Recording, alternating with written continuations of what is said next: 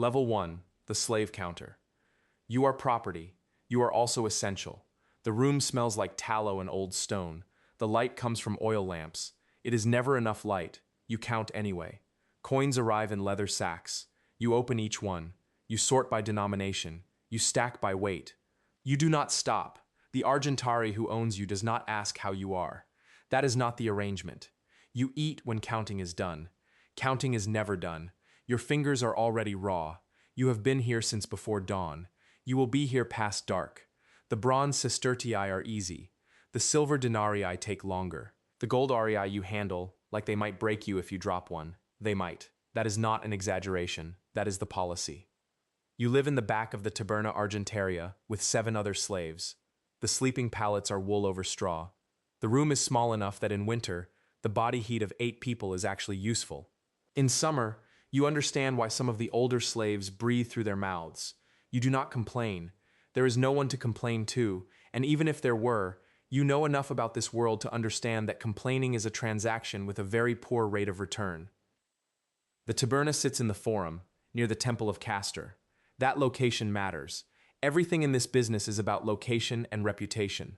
The Argentari, the banker, your owner, conducts his formal lending at a table, a trapeza, set just outside the entrance. Contracts are witnessed. Interest is recorded. Deposits and withdrawals are logged in the Codex Accepti et Expensi, the account book that functions as memory for every transaction the house has ever made. You do not yet understand all of it, but you are learning, because learning is the only asset you are permitted to accumulate. Your specific task is the first handling. Every coin that comes in passes through you before it passes to anyone else. You count incoming deposits from merchants, from landowners, from the occasional soldier with more silver than sense. You record the tally on a wax tablet. You hand the tablet to your supervisor, a senior slave named Marcus, who has been here for 11 years and who communicates primarily through the angle of his eyebrows. His left eyebrow raised means recount. Both raised means you have made an error serious enough to report upward. You have learned to read him the way sailors read weather.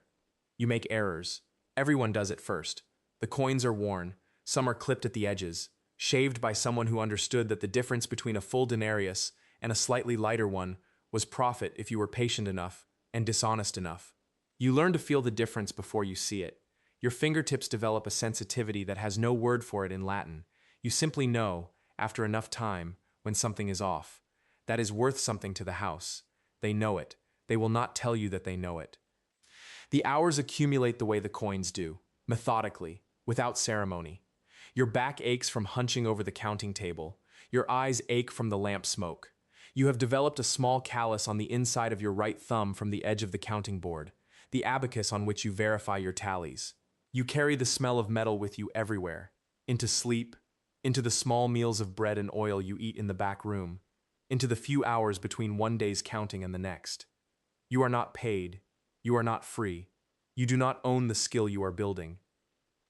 But every coin that moves through this place, and this is the most important financial exchange in the city that runs the known world, passes first through your hands.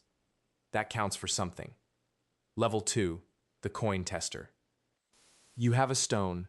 That is everything. A flat piece of dark Lydian schist, the size of your palm, worn smooth on one face from years of use before it ever reached you. The senior tester hands it to you on your 3rd morning without ceremony. He does not explain what it means. You already know. Every Argentarius in the city knows. The touchstone is not given to clerks. It is not handed to errand boys. It lives with the man who matters. You press the coin against the stone. You drag it. You read the streak. A clean pale yellow means gold. A streak gone greenish, coppery at the edges. Someone is lying.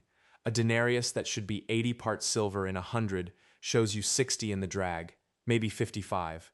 You know this the way a musician knows a wrong note.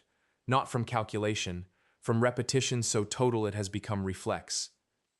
This is what you do now, all day, every day.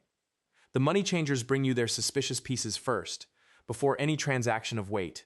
Merchants from Alexandria, from Antioch, from the ports of Ostia, they slide coins across the counting table and watch your face. You give them nothing. That is the skill underneath the skill. The streak tells you the truth. Your face tells them nothing yet. You glance at the senior tester. He nods, or he does not nod. Then you speak. The emperor's face is on every one of them. Vespasian, Domitian, Trajan, whoever is currently asking the empire to believe him. And the truth is that the mint at Rome has been shaving the silver content for decades. Not dramatically, not all at once, just a little at a time, the way a careful thief works.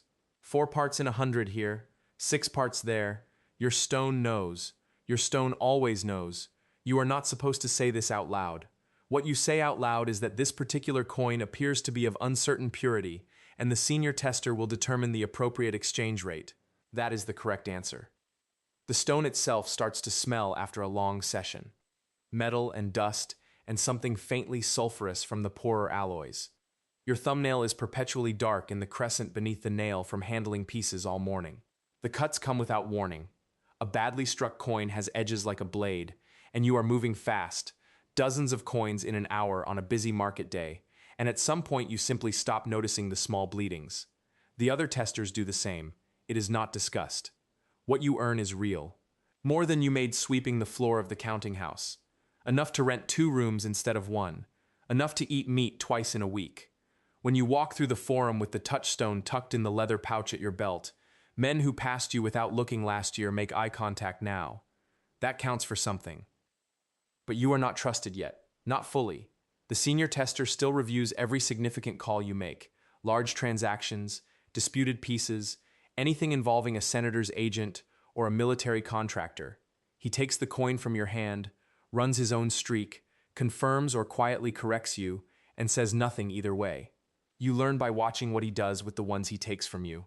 You learn that some coins you passed were passed for reasons that had nothing to do with the silver content. You file this away. You do not ask questions. Your fingers are quick now, in a way they were not before. Your eyes have learned to read light differently. The particular way the morning sun through the eastern window of the exchange hits a fresh streak at the angle that shows you everything. You know this building's light by season. You know what a coin feels like before you've even dragged it. The table keeper watches you sometimes, taking note of exactly how fast you've become. Level 3, the table keeper. The table is not yours. You know this the moment you set it up each morning. The folding legs, the worn surface, the small brass weights lined up in their specific order because your dominus prefers them that way. And what your dominus prefers is, in every practical sense, law. You place the abacus to the left. You place the stylus and the wax tablets to the right. You smooth the leather writing surface. Then you sit down and become, for all purposes anyone in the Forum Romanum can see, a man of business. They come to you before the 3rd hour, merchants with cargoes pledged 3 times over, freedmen trying to buy a relative out of a household, widows holding documents they don't fully understand, hoping you will explain without cheating them. You do explain. Whether you cheat them is a more complicated question, and one you have learned not to examine too closely before noon. Your authority here is real enough to be useful and limited enough to be dangerous. You can offer rates. You can accept deposits. You can issue a chirographum, a handwritten acknowledgement of debt, and that document, once signed, carries legal weight in any court in the city. You draft these yourself. Your handwriting has become, over 2 years at this table, extremely precise. Precision is protection. A disputed clause in a loan document costs your dominus money, which means it costs you something considerably worse than money. The rates you quote are not random. Your dominus sets the baseline before the market day begins, often a verbal instruction delivered by a household slave who appears at your table at dawn and is gone before the forum fills. You work within that range. If a borrower looks desperate enough, you go higher. If the collateral is strong, land, a ship, a warehouse full of grain with papers to prove it, you come down a fraction because your dominus has told you that good security is worth a reduced margin. You remember everything he tells you. That is the correct answer, every time. The sun moves. Your stool has no back. By midday, the stone beneath you radiates the morning's heat upward, and the sky presses down, and the smell of the forum, sweat, fish sauce, torch smoke, the particular sweetness of cut stone, becomes something you stop noticing, because noticing it is a luxury you stopped affording months ago. Your lower back aches with a persistence that has moved from sensation into something more like weather. It is simply the condition of the day. You collect principal repayments. You record them. You count coin in public, which means you count coin quickly, because being seen to count slowly implies you cannot do it well, and a slow counting money changer draws the kind of attention that empties a stall. Your fingers read the edges of denarii without your eyes needing to confirm. You know a shaved coin by weight before it reaches the scale. You set it aside. You say nothing that would embarrass the man who brought it, because embarrassing borrowers is bad for business, and because your dominus has said so, and because your dominus is, in this matter, correct. Weights, stylus, tablets, table. You carry the strongbox yourself to the townhouse of a man whose name appears on none of the loan documents, whose face is known to half the Senate, whose morning slippers cost more than your year's wage. A steward accepts the strongbox. You are not invited inside. You stand on the step and wait while he counts what you have brought, and when he looks up and nods, you walk home. You have spent the day conducting business in his name. You have borne the legal exposure and the physical labor and the social weight of 100 small negotiations. He has the profit. Someone else is watching your methods, taking notes. That counts for something. Level 4, the freed banker. Your patron signs the tablet, the praetor witnesses it. You say the words, and someone writes your name in a register, and that is the end of slavery and the beginning of something else entirely, something that does not have a clean name yet, because it is not quite freedom, and it is not quite what it was before. You are a Roman citizen, that is what the document says. Gaius Aemilius Philemon, freedman of Gaius Aemilius Rufus. You carry his name now, the first two parts of it, like luggage that belongs to someone else. The cognomen, Philemon, is the only piece that was ever yours. You keep it at the end. It sits there like a reminder of what you were. The taberna is yours to manage. That is the word your patron uses. Manage. What he means is that the table, the abacus, the lockbox bolted to the floor, the leather-bound codex of accounts, all of it is his, and you are the man who stands behind it. The distinction matters in ways that take you months to fully understand. You negotiate loans, you settle disputes between depositors, you set interest in consultation with your patron, never alone, never without the meeting afterward where you explain yourself. You are the face of the operation. You are not the operation. The morning light comes in off the street at an angle and lands on the stone counter, and you spend the first hour of every day counting what came in the day before. Copper and silver, mostly. Sometimes gold. You weigh each coin. You test the silver with a touchstone, dragging it slow, reading the streak. You have done this so many times that your right thumb knows the edge of a clipped denarius before your eyes catch up. Other freedmen come to you, former slaves from other households, men who have done what you did, who have the same construction of names, the three-part proof of a former owner. They need letters of credit for goods traveling the road south toward Capua. They need someone to hold deposits while a business deal moves slowly through a Roman court. You do the work. You take the small commission your patron permits you. You record it in the codex and present the codex every 10 days, because trust, even now, is something that comes in installments. A senator's son walks past the doorway. He does not slow. He does not look at you. You are holding a stylus. You have just calculated interest on a loan of 12,000 sesterces. You have done this correctly. That counts for something. He is already gone. Your patron can still call on your labor, 6 days a year, by law and custom. The opere, the services owed. These are not negotiable and not unexpected, but you feel them differently now that the taberna has a rhythm, now that you have built something that looks almost like a clientele. He asks you to accompany him to a morning salutatio at a colleague's house, to stand behind him and look like an example of good management, which is exactly what you are. You dress carefully. You keep your eyes at a particular distance from nothing. You say the correct things in the correct order. That is the correct answer. At night, you go back to the rented room above the fuller's shop 2 streets over. The smell of ammonia and wet wool has been in your clothes so long you have stopped noticing it. Your knees ache from the stone floor behind the counter. You eat. You sleep less than you should. You wake before the city does and walk back through the blue dark of early morning, past the bread sellers pulling loaves from the ovens, past the carts being unloaded at the forum's edge, and you open the taberna yourself, because you are the first one there and you have the key. The key is yours. Your patron's name is on the lock. Both of these things are true at the same time, and you have learned not to look at them too directly. Level 5, the auction banker. The auctioneer's voice carries across the forum like a man who owns the air. He does not own the air. You do not correct this impression. The estate belongs to a senator who died 3 weeks ago, owing favors to 14 different men. His heirs want cash. The magistrate wants the process done before the next market day. The bidders want something for nothing. And you, standing slightly to the left of the Preco, in the shade of a temporary awning that does nothing about the smell of 200 people pressed together under a Tiber summer, you are the reason any of this happens at all. Before the auction opened, you spent 4 days with the estate inventory. Not the glamorous parts. The silverware gets counted twice, appraised once, argued over endlessly. The warehoused grain is harder.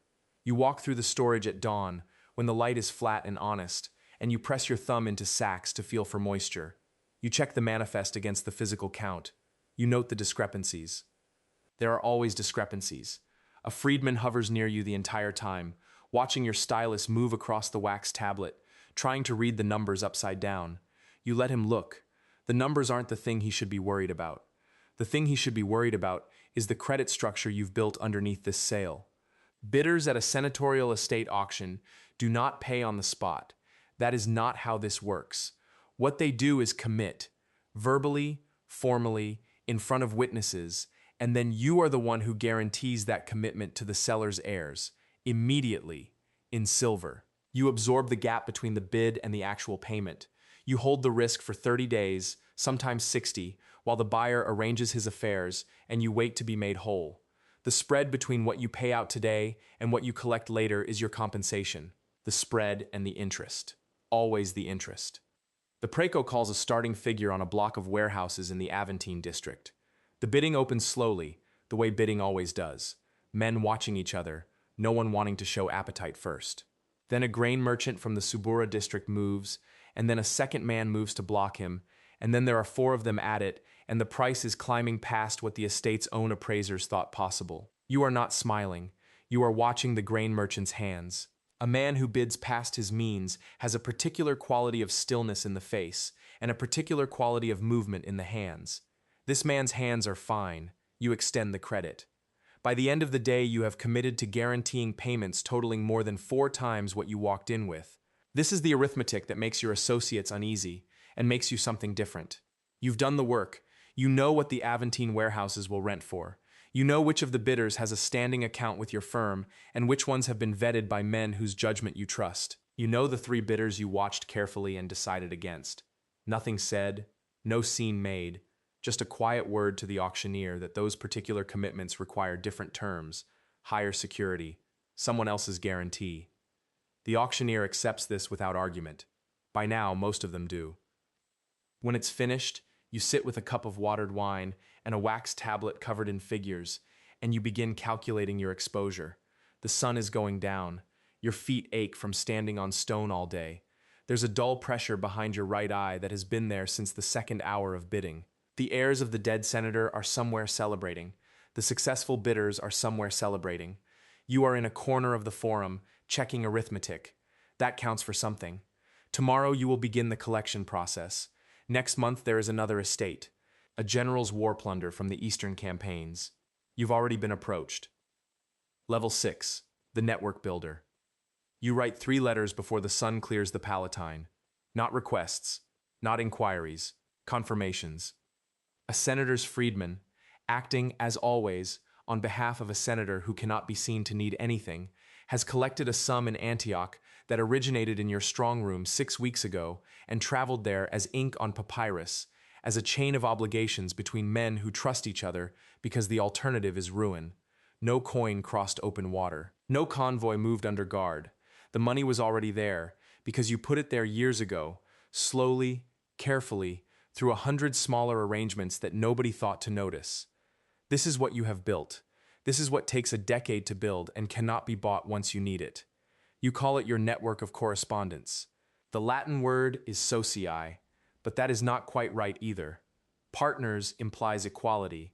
Agents implies subordination. What these men are is something the language has not fully named yet.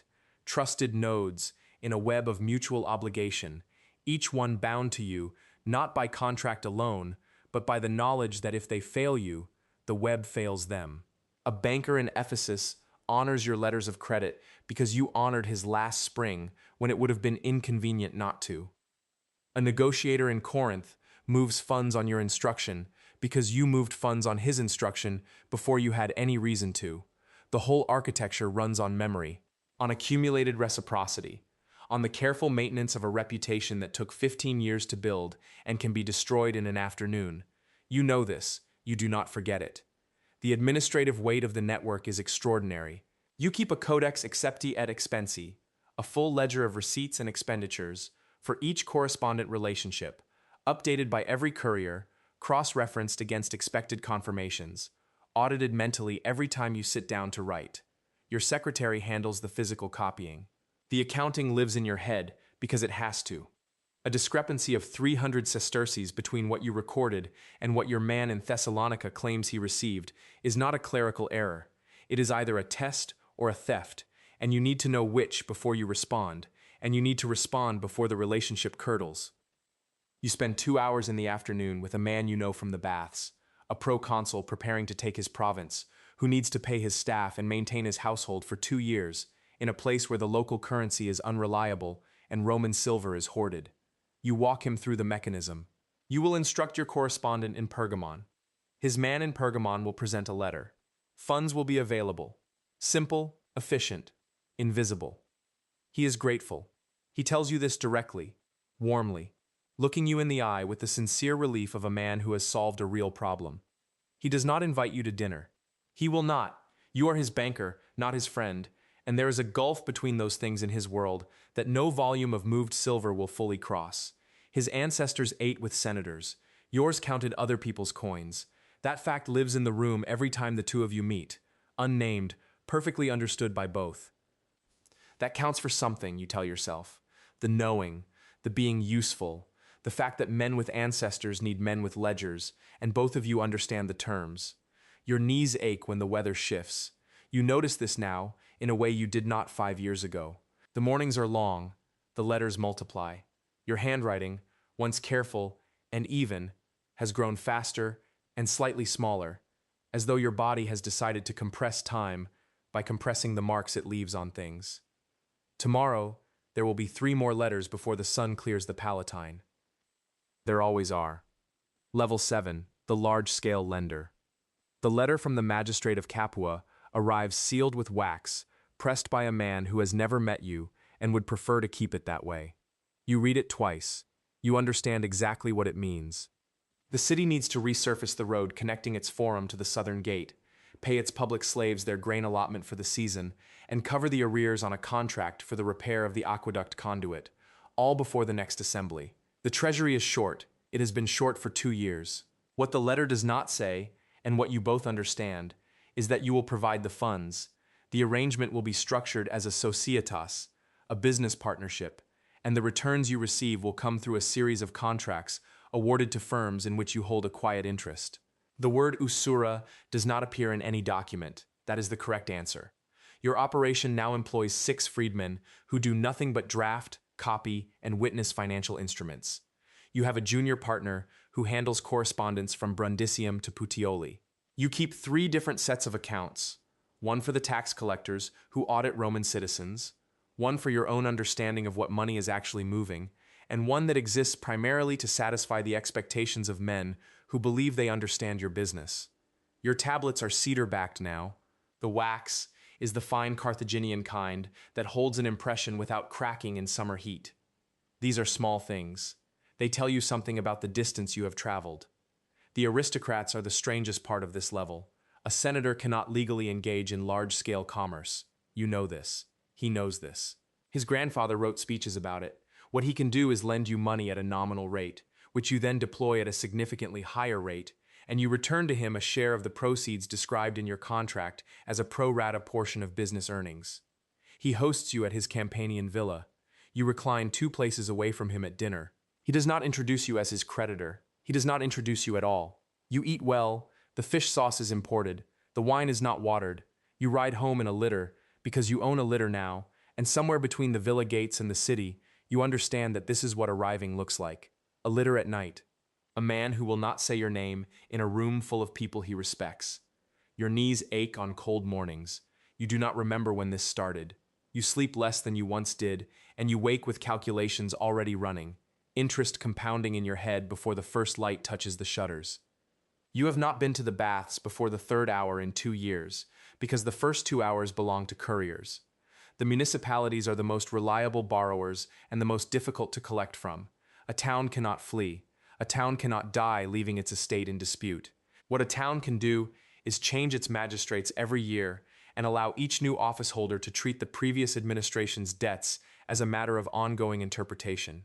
You have learned to build this into the rate. You have learned to build everything into the rate. You extend credit to a prefect of a small Samnite hill town for the repair of a collapsed section of his city walls. The need is genuine. The emergency is real. The rate, which does not appear anywhere as a rate, represents somewhere near 30 parts in 100 on an annualized basis. He accepts. He thanks you. He means the thanks. The walls need repairing. None of that is contradictory. You file the instrument. Your freedman presses the seal. Somewhere in the city, a young man is keeping his first set of accounts. His hands are steady. He does not yet know what he is building toward. He will find out. Level 8. The Shadow Creditor. The man who sits across from you is not Senator Gaius Petronius Rufus. You know that. He knows that. The fiction requires no acknowledgement. His name is Philemon, a freedman, well-dressed, carrying a leather satchel that has visited your taberna on the first day of every month for the past 3 years. He sets it on the counter. You do not open it in front of him. That is the correct answer. The arrangement is simple on its surface. Petronius Rufus has enemies, rivals, a voting bloc to maintain, and a public identity built entirely on denouncing men like you as leeches on the body of the Republic. He said it in the forum last autumn. You were there, standing near a column, listening. His toga was freshly whitened. His voice carried. The crowd appreciated it. You nodded along with them. And then his freedman came to you the following morning. What you offer at this level is not money. Any Argentarius with enough capital can offer money. What you offer is architecture, the careful construction of a loan that leaves no visible trace connecting the borrower to the lender. The funds move through a chain. Your associate in Puteoli extends credit to a merchant who owes a favor to a middleman who releases a sum to Philemon, who delivers it to wherever Petronius Rufus needs it to go. Bribery, if that is what it is, never looks like bribery. A campaign for the consulship is expensive. The men who control the tribal assembly do not accept gratitude. They accept silver. You keep a second set of wax tablets, not a record of fraud, something more refined than that. A record of what each powerful man in Rome actually owes versus what any public document would suggest. The gap between those two numbers is where your power lives. You never mention the gap. You never need to. Your skin has thickened at this level in a way that has nothing to do with weather. You have sat across from men who could order your ruin with a word to the right magistrate, and you have smiled and refilled their wine and explained the repayment schedule in a tone that suggests the entire matter is a minor administrative detail. Your hands no longer shake. Your hands have not shaken in years. The cost of this is harder to name than sore knees or sleepless nights. You have associates. You have clients. You do not have anyone you can speak to plainly. Your wife asks why a senator's freedman visits the taberna on the first of every month, and you tell her he is managing a property dispute. That is the correct answer. She may believe it. You no longer think about whether she believes it. Petronius Rufus is voted into a position of considerable influence. You hear about it in the street, like everyone else. He gives a speech at his induction, thanking the Roman gods, his ancestors, and the virtue of honest labor. You are eating a piece of bread at the time. You finish eating it. The following month, Philemon arrives. The satchel is heavier.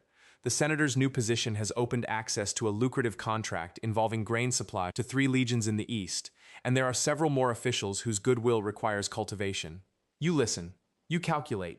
You name a figure and an architecture for moving it, and Philemon nods and writes nothing down. Nothing is ever written down. That counts for something, or it is precisely the thing that counts for nothing. Your name does not appear in the public record of any of this. It will not. The senator will retire eventually, or be prosecuted, or simply grow old, and none of the paths back to your taberna will be clear enough for any investigator to follow. That is the work, not the lending, the invisible precision of the construction. You are not yet the man who finances emperors, but you are the man the senators use. That is the direction things are moving. You understand what comes next. Level 9, the imperial financier. Your title is procurator, not senator, not magistrate, not anything the old families would recognize as legitimate power. You were born a slave, freed by the household you served, and given a seal ring that controls more gold than the treasury of Hispania. The men who look down on your origin have to borrow from you to fund their campaigns. They always smile when they ask. The office you work from sits within the palace complex on the Palatine, close enough to the emperor's private apartments that you can hear the guards change at the 4th hour. The room smells of beeswax and old papyrus, and the particular dry heat of clay tablet dust that never fully settles. You arrive before the city wakes. Your secretary is already there. He was your slave once. Now you depend on him entirely, and you both know it. The accounts you manage do not belong to the state in any clean legal sense. They belong to the imperial household, the fiscus, the patrimonium, the accounts designated for the emperor's private expenditures, military donatives, provincial tribute that flows directly to Rome without touching the senatorial treasury. The distinction matters enormously to legal scholars. In practice, you are the one who decides how much flows where. That is not a small thing. You sign off on grain contracts for the annona that keep 3 cities fed through the winter. You authorize disbursements to provincial procurators who need operating funds before their own tax collection cycles close. You review letters of credit issued to military commanders on the frontier who need to pay their men before the next shipment of silver arrives from the Danubian mines. You spend 1 full morning a week doing nothing but reading reports from agents embedded in ports along the African coast, checking whether the shipping yields match the estimates your predecessor wrote 3 years ago. They almost never do. You adjust. Your predecessor died at his desk. You are aware of this. His accounts were impeccable. His death was not investigated. You do not ask questions about it. You keep your own accounts impeccable, and you stay useful.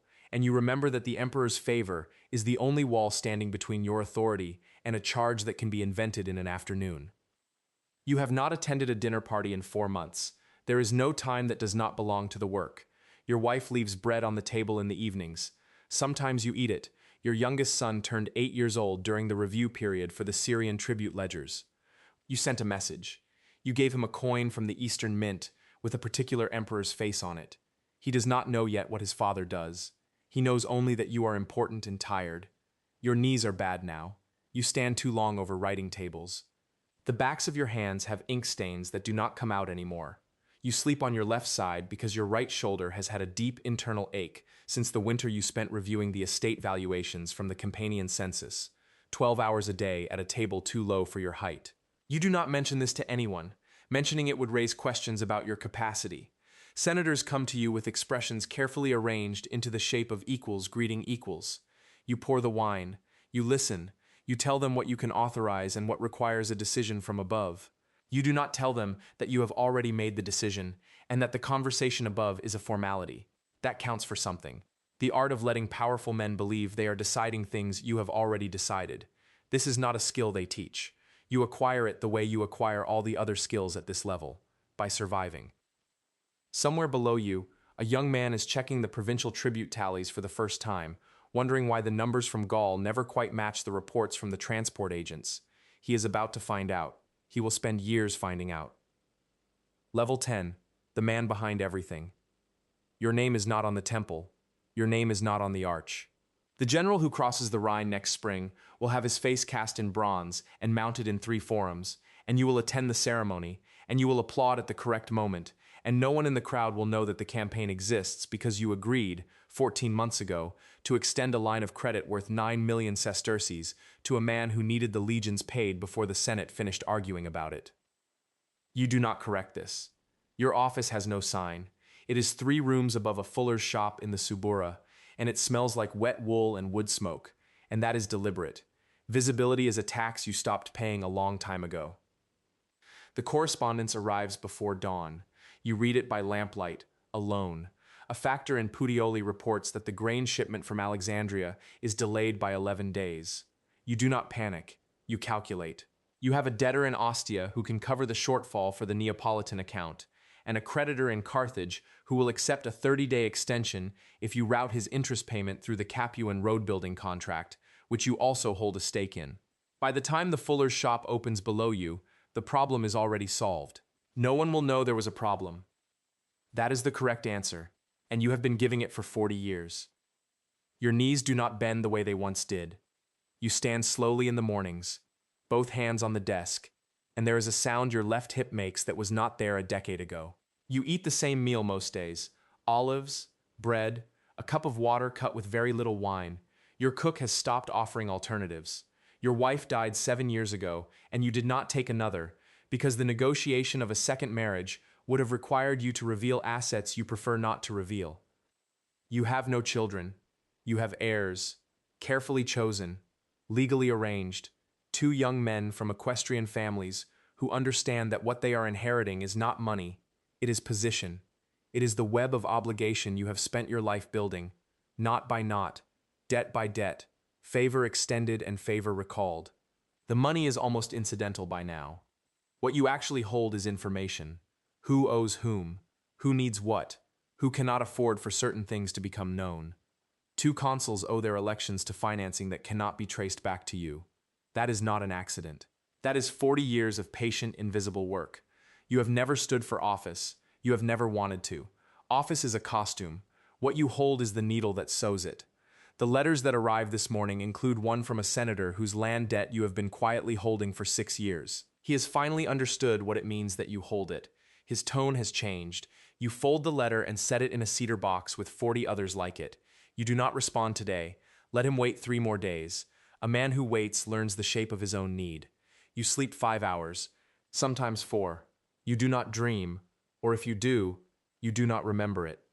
There is a cost to this that you stopped naming a long time ago. There are rooms in your life that have no one in them.